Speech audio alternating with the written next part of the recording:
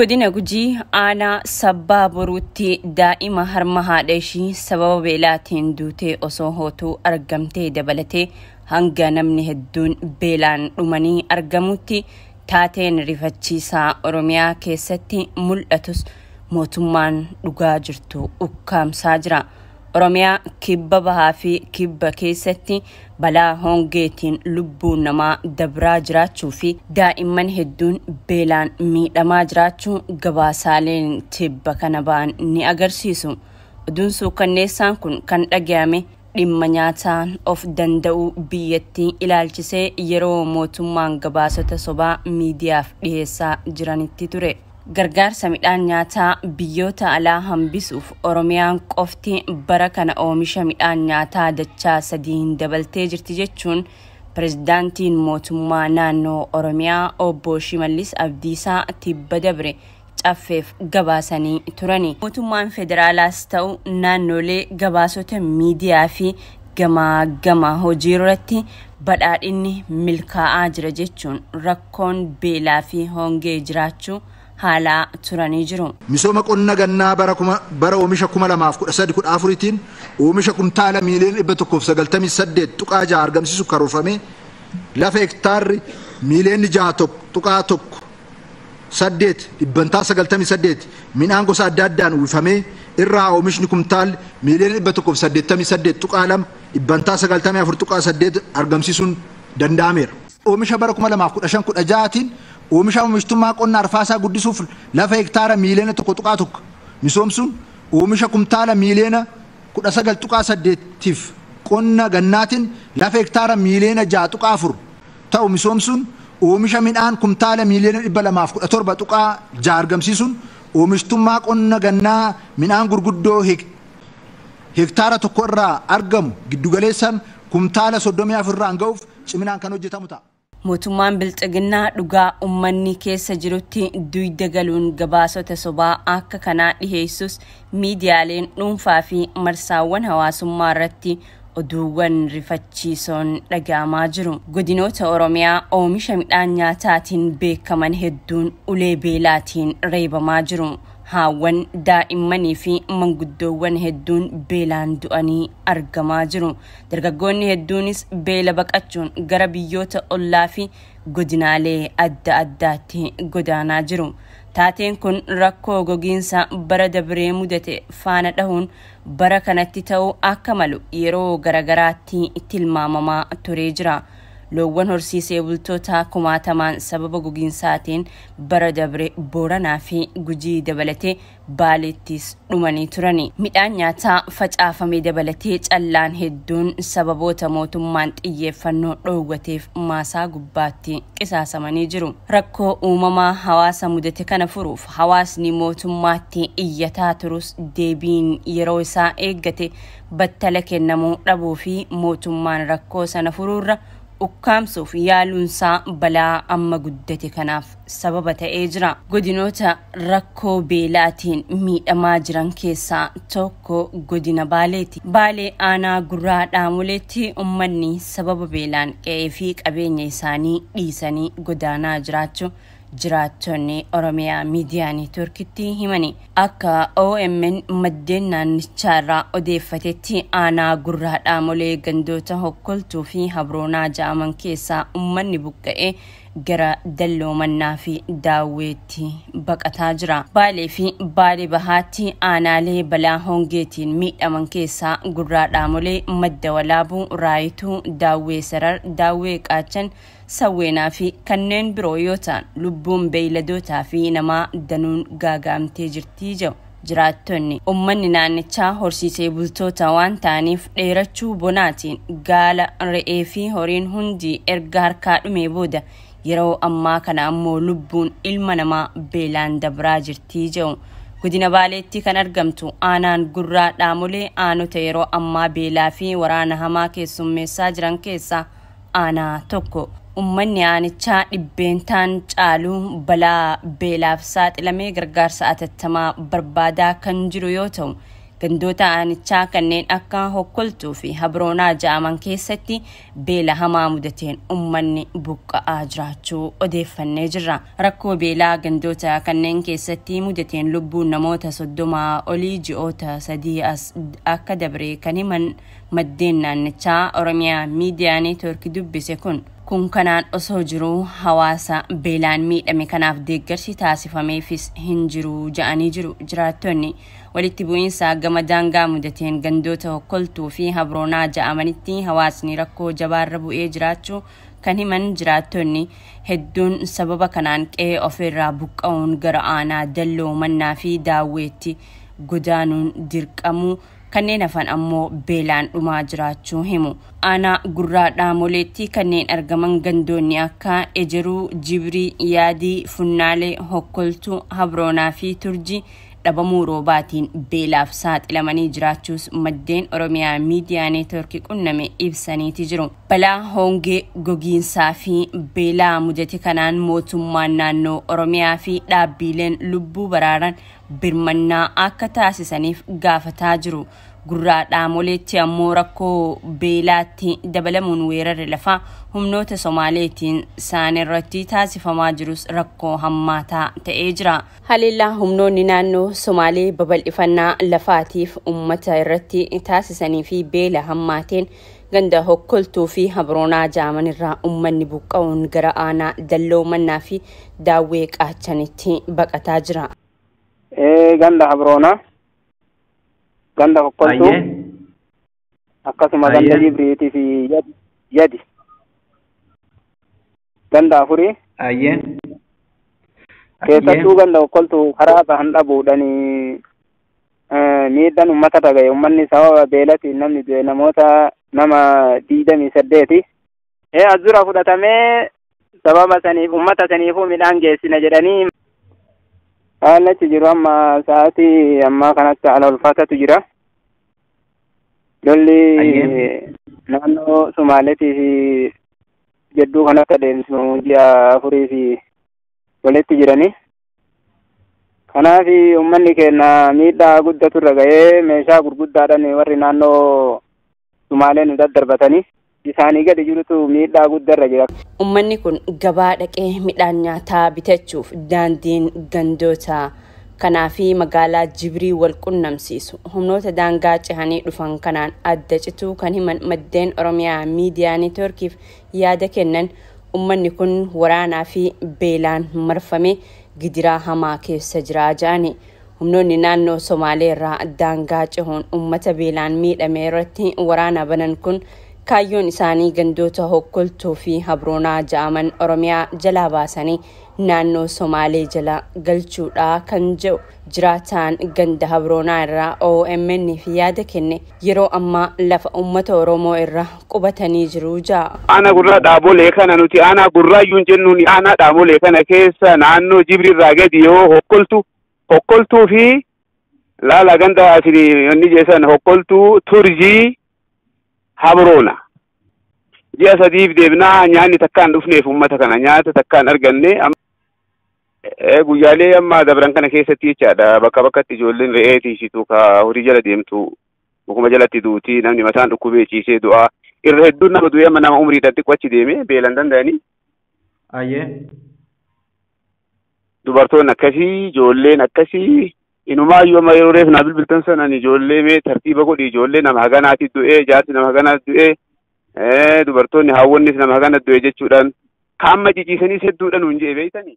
Uummanni ganda Habroonaa keessa jiraatu lafa gammoojjii dur irra jiraatu irraa hidhattoota kanaa fi beelaan buqqa'ee gara lafa baddaatti ol siiqee jiraachuu kan himu namni maqaan isaa akka eeramu hin barbaanne bira hanga ammaatti ganda Habroonaa keessatti namoonni 3 rasaasaan dhahamanii waldhaansa malee rakkataa jiru jaa. Ganda Hokkoltuu irraa ammoo abbootiin warraa 1,300 buqqa'uun gara aanaa Dalloo Mannaa fi Daawwee qaachanitti baqataa jiru jaame.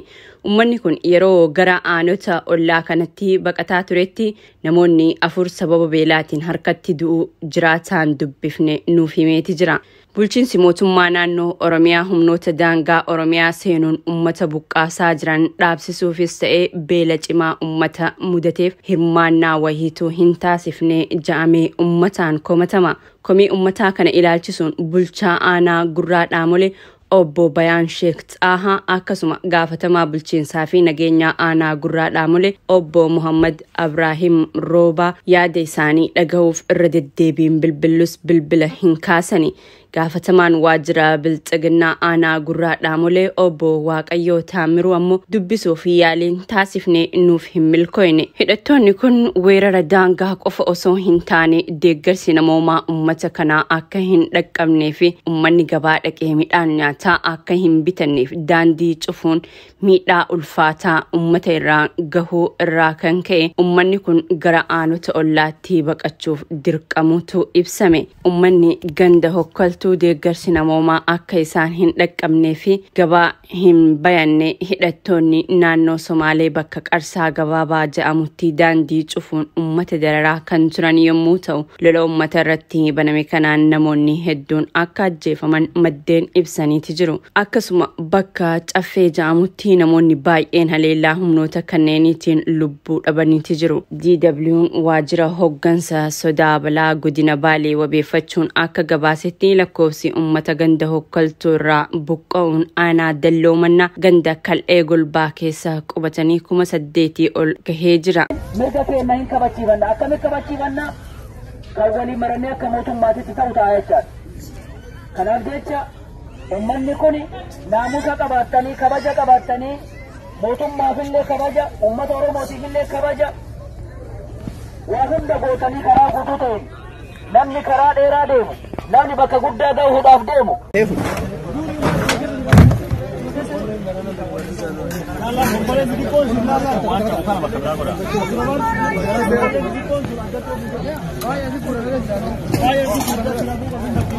Itti gaafatamaan waajjira hoggansa sodaa balaa godina Baalee Obbo Wandimmaagany Kabbadaa akka himanitti ganda Hokkoltuu naannoo Somaalee wajjin wal daangessituuf uummanni gandichaa walitti bu'insaan buqqa'anii jirani. Buqqaatii gandoota lamaan kanaa irratti raawwatamaa jiruun cinatti gandoota biroo 6 keessatti haleellaa fi saamichi raawwataa jiraachuu fi jiraattonni ganda Qootuu fi Barkallee gara Barbaree fi Daawwee qaachan baqataa jiraachuu DW jiraattota wabeeffachuun gabaasee jira. Ka'umsi rakkoo kanaa gama naannoo Somaalee irraa daangaa ce'uun maqaa investimentiitiin nama qubsiisuu lafa qotuu jira. Walitti bu'iinsi kun mul'achuu erga eegalee gara baatii lamaa ta'ee jira kan jaan qondaalli waajjira hoggansa sodaa balaa godina Baalee rakkoo kana hiikuuf sadarkaa godinaatti yaalii akka taasisaa turan ibsu. Hidhattoonni naannoo Somaalee dhukaasa banuu fi midhaan deeggarsa uummataa akka hin dhaqqabne karaa cufuu saamuu dabrees uummata buqqisuun fedhii naannichaa to'achuutu jira. Uummanni balaa kanaan mufachuun ganda Hokkoltuu qofa irraa abbootiin warraa 1,038 yookaan namoonni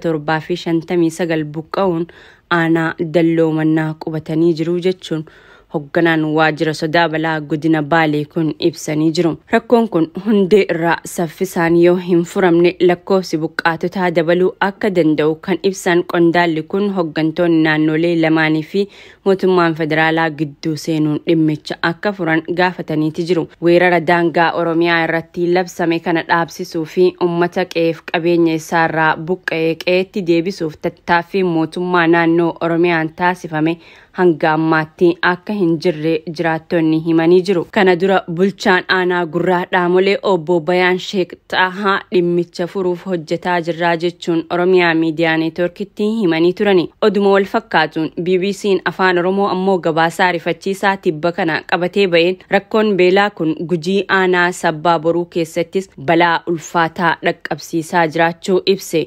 aanaa sabbaa boruutti gandi dirree saaphansaa gandoota sababa hongeetiin duutii namaa itti mudate keessaa isa tokko ta'uu kan ibsu BBC'n gandi kun magaalaa aanichaa darmeerraa fageenya irratti kan argamu ta'uu addeessa. Haati daa'imaa aadde Dukkoo Xonaa Jaamtuu maatii isaanii waliin ganda kana keessa akka jiraatan ibsuun ganda hongeen rukutame kanatti gargaarsi namoomaalleen sababa rakkoo nageenyaa fi daandiin hin jirreef erga dhaqqabee akka ture ibsa. Aadde Dukkoon midhaan osoo hin nyaatin guyyoota lakkoofsisanii jira. Gabaasaan BBC daa'imni isaanii xiqqoon harma hootus ija isaanii duratti yoo beelli qoru arguun ammoo dhiphina biraa isaanitti akka uume odeeffachuu BBC'n afaan Oromoo maddeen dubbisuun ibsa. Haati kun midhaan xiqqoo argatan mucaa isaanii kan guyyaa lamaaf midhaan hin nyaatin afaan kaa'anii ofii isaaniitiin agabuu gadi ciisanii. Isaan hirribaaf ciisanis qoonqoon irra aantee akka yaadan ganama hin kaane. Ganama yeroo maatiin ka'u mucaan xiqqaan aadde Dukkoo harma hodhaa turte. Aadde Dukkoon garuu lubbuun hin jirani. Beelli isaan mo'atee jira. Mucaa xiqqaa ganama harma haadhaa lubbuun hin jirre osoo hootuu argamte kana warri ijaan argan rifachuu BBC'n gabaaseeti jira. Oduun kun sabbaa boruu cufatti dhagayame hammina beelli ittiin dhufaa jirtu kan mul'ise hawaasa hunda rifachiise ture jechuun gabaafamee jira. Aanichatti abbootiin warraa yeroo daa'imman isaanii beelaanii bo'an ijaan ilaaluu dadhabanii of ajjeesanilleen akka jiran BBC'n afaan Oromoo gabaasee jira. Akkasuma godina Harargee Bahaa fi Lixaatti beelli ummata dararaa jiru guyyumaan guyyaarraa hammaachaa jiraachuun ibsame. Akka maddeen naannichaa Oromiyaa Miidiyaa Neetworkiif ibsanitti iddoowwan hongee fi beelaan miidhamaa jiran Harargee Lixaa aanaa Hawwii Guddinaa fi Burqaa Dhintuu akkasuma Harargee Bahaa Malkaa Bal'oo dabalatee naannawa gammoojjii aanaalee akka Gurawwaa, Mayyuu Mulluqqee, Cinaaksanii fi Gola Odaatti ummanni akkaan dararamaati jira. Aanaan Cinaaksan ammoo addatti haleellaa naannawa daangaatiin hidhattoonni daangaa ce'anii dhufan raawwatanitti dabale beelli gaaga'ama fidaa jiraachuu maddeen himaniiti jiru. Ummanni sababa beelaatiin aggaammii duraan ofirraa qolachaa ture dadhabee kallattumaan lafa isaa gadhiisanii baqataa akka jiranis maddeen ibsaniiti jiru. Haalli ummanni naannichaa itti jiru karaa beelaa fi nageenyaatiinis akkaan yaaddessaadhaa kan jaan jiraattonni ummanni kun waan biyya mootummaa qabdu keessa jiraatu hin fakkaatu jechuun haala naannichaa ibsani. Gara aanaalee Harargee Bahaa kanneen akka Gurawwaa, Mayyuu Mulluqqee, Cinaaksanii fi Gola Odaa faa kanneen keessatti waggootaan dura dhaabbileen gargaarsaa ummaticha hanga tokko gargaaranis yeroo ammaa mootummaas ta'e dhaabbileen miti mootummaa miidhaa ummataa kanaaf dhimmamee fala barbaadaa jiru akka hin jirre jiraattonni ni himu. Godina Harargee Lixaa aanaa Hawwii Guddinaa fi Burqaa Dhintuutti ammoo kanaan dura gargaarsi waa xiqqoo kennamuu fi himanii sunumtinuu akka namoota hunda waliin hin gahinii fi haalli amma jiru akkaan hammaataa ta'uu jiraattotarraa odeeffannee jirra. Hawaasni kunneen osoo hongeen kun hin uumamin durallee yeroo dheeraadhaaf rakkina bishaan dhugaatii qabaachuu kan himan maddeen erga hongeen mudate ammoo namaa fi beeladoonni beelaa fi dheebuun rakkataa jiru jaani. Yeroo ammaa ummanni rakkoo beelaatiin dararamaa jiru mootummaarraa gargaarsa tokkollee dhabuu himanii ummata Oromoo bal'aa fi qaamaa dhimmi ilaaluu irraa dirmannaa hatattamaa akka barbaadan dhaammatanii jiru. Rakkoo beelaa Oromiyaa keessatti mul'achaa jiru ilaalchisee Komishiniin Mirgoota Namoomaa Itiyoophiyaa balaa hongee naannoo Oromiyaa fi Somaaleetti dhaqqabeef mootummaan federaalaa fi naannolee deebii gahaa hin kennu jechuun ibsee ture. Oromiyaa keessatti namoonni miiliyoona 4 ol sababa hongeetiin rakkoof saaxilamanii deeggarsa namoomaa hatattamaa barbaadu ja'ameeti jira. Hongeen gaanfaa Afrikaa mudatee lubbuu namaa fi beeyladoota miiliyoonaan lakkaa'aman gaaga'u ragaan dhaabbilee gargaarsa namoomaa ni mirkaneessa.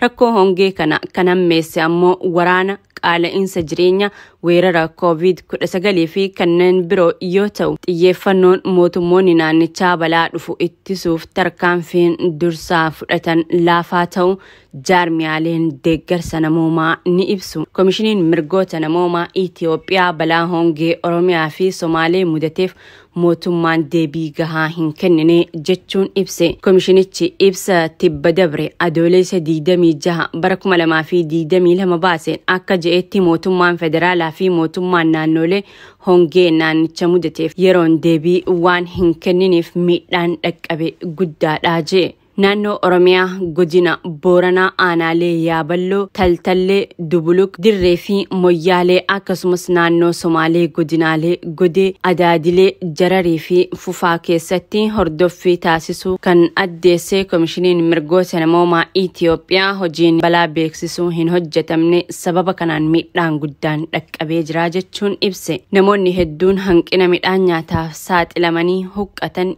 miilaa fi garaan isaanii iitee dhukkubsataa jiraachuu eeree jira. Hongeen kun jiruuf jireenya akkasumas aadaa ummata naannoo hongeen mudatee jiraatan miidhaa akka jiran eeree. Komishiniin mirgoota namoomaa Itoophiyaa hoggansi sodaa balaa federaalaa balaa hongee ifatti beeksisuun gargaarsi biyya keessaa fi alaa akka qindaa'u taasisuu qabas je'eeti jira. Godinaalee Oromiyaa 8 jechuunis Baalee, Baalee Bahaa, Booranaa, Gujii Lixaa, Harargee Bahaa fi Harargee Lixaa akkasuma Shawaa Bahaa hongee hamaan kan mudate yommuu ta'u beeladoonni miiliyoona 1.3 ol du'u miiliyoona 4 ol ta'an rakkoo hamaaf saaxilamanii jiru jaameeti jira. Guutuu Itoophiyaa keessatti namoonni miiliyoona 7.4 balaa hongeetiin miidhamanii deeggarsa namoomaa hatattama kan barbaadan yoo ta'u kibbaa fi kibba bahaa Itoophiyaatti ammoo beeladoonni miiliyoona 2.1 hamma 2.5 dhumanii jiru jaameeti jira. Biyyoota gaanfa Afrikaa 3 jechuunis Itoophiyaa, Keeniyaa fi Somaaliyaa keessatti hongeen waggoota 40 as mudatee hin beekne mudachuun jireenya namoota miiliyoona 19.4 gaaga'aa jiraachuu waajirri qindeessaa deeggarsa namoomaa dhaabbata biyyoota gamtoomanii Ochaan ibsa tibba dabree baaseen beeksisuun isaa ni yaadatama. Qondaalli bilxiginnaa olaanoon obbo Taayyee Danda'aas toora feesbuukii isaanii irratti dhimma beela Oromiyaa keessatti mul'achaa jiru ilaalchisuun yaada kenneen rakkoo ummanni keessatti kufe haguuganii gabaasa sobaatiin irra dabruuf yaaluun sirrii akka hin taane himuun dhimmi hongee kun dhibaa'ummaa mootummaatiin babal'achaa jiraachuusaa ragaa ba'eeti jira.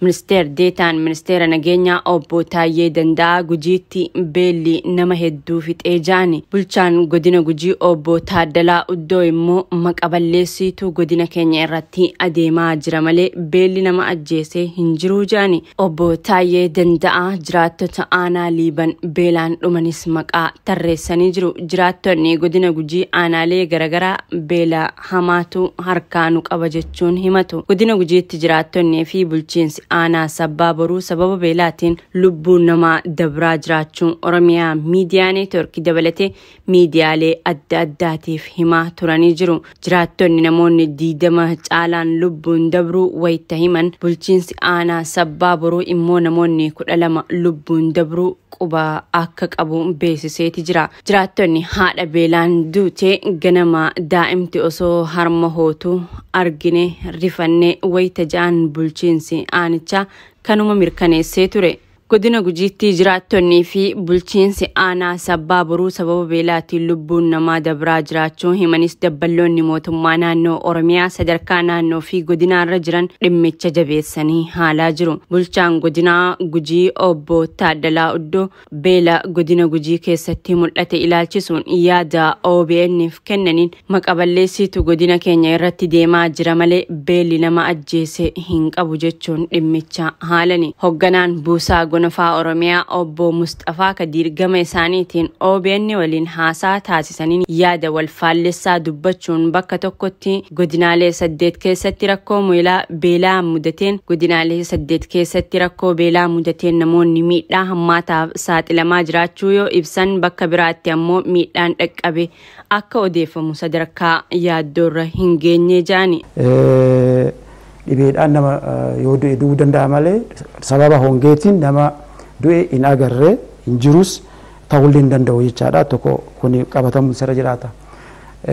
Gara biraatiin aanaa Liiban irrattis gara nama hedduutu du'e jedhamee Facebook irratti kan dhiyaate kun dogongora. Namoonni tokko tokko waa oduun qulqulleeffanne dabarsuun ofirraa of qolachuutu isaanirra jiraata. Siyaasa taanaan lubbuu namaatiin taphachuun lubbuu namaa irratti siyaasa hojjechuun hin ta'u. Fakkeenyuma yoo si kaase aanaa Liiban irraa namoota du'e jedhamu namni lama nama lubbuun jiru. Namni Xanee Mahammad jedhamuu fi Alii namni jedhamu nama lubbuun jiru jechaadha. Bulchiinsa godina Gujii adda baasee qulqulleessee nu gabaasee jira. Ololli deemu ta'e jedhamee bu'aa siyaasaa ittiin argachuudhaaf kan oofamu waan ta'eef ammas kana irraa olola akkanaa oofuurra. Ministeer Deetaan Ministeera Nageenyaa Obbo Taayyee Danda'a immoo Gujiitti beelli nama hedduu fixuu isaa ibsanii mootummaan naannichaa dhugaa kana dhoksaa jira jechuun qeeqani. Ministeer Deetaan Ministeera Nagaa Obbo Taayyee Danda'a dabaloonni mootummaa naannichaa gadadoo uummata keessa jiru dhoksuun yaalaa jiru ittiin je'eeti jira. Dhimmi beelaa xiyyeeffannoo akka dhabuuf gareen mootummaan maadheffatee hojjechaa jiru. Akka jiru barreeffama gabaabaa fuula feesbuukii isaanii irratti barreessaniin ibsani. Silaa sabaaf otoo naatoon jiraatee har'a ajandaan kana dursu hin jiraatu ture jaani Obbo Taayyee Danda'a iyyanii addunyaa gargaarsa kadhachuun dirqama akka ture dubbatani. Garuu ogeeyyiin shira isaa dhiise kolfaa fi taphatti oole jechuun aangaa'ota mootummaa cimsanii qeeqaniiti jiru. Obbo Taayyee Danda'a barreeffama gabaabaa fuula feesbuukii isaanii irratti barreessaniin gareen mootummaa keessaa maadheffachuun beela ummataatti qoosuu fi gabaasa sobaa dhiyeessuun miidhama ummataatti qoosuu jiraachuu akeekuun jiraattonni aanaa Liiban beelaan dhumanis maqaa tarreessanii jiru. Beelaan kan lubbuun namaa dabree aanaa Sabbaa Boruu qofatti miti kan jedhan Obbo Taayyeen aanaa Liiban ganda laga Gulaattis namoonni maqaan isaanii Gabaaboo Xandhee Muhammad Guyyoo, Boruu Godaanaa Jaldeessaa, Hasan Waariyoo Guyyoo, Alii Dhaddachaa Jaatanii fi Nasiiboo Kataambalaa Murquufaa beelaan dhumanii jaani. Beelli kun aanaalee biroo keessas akka jiru Ministeer Deetaan Ministeera Nagaa Obbo Taayyee Danda'a himanii jiru. Tolegaa kabajamtoota daawwattoota Oromiyaa Miidiyaa Neetwork gabaasaan addaa keenya irraa kana fakkaataa gabaasicha isin biraan ga'uun isin faanatan turte Anna Imaa Umarii.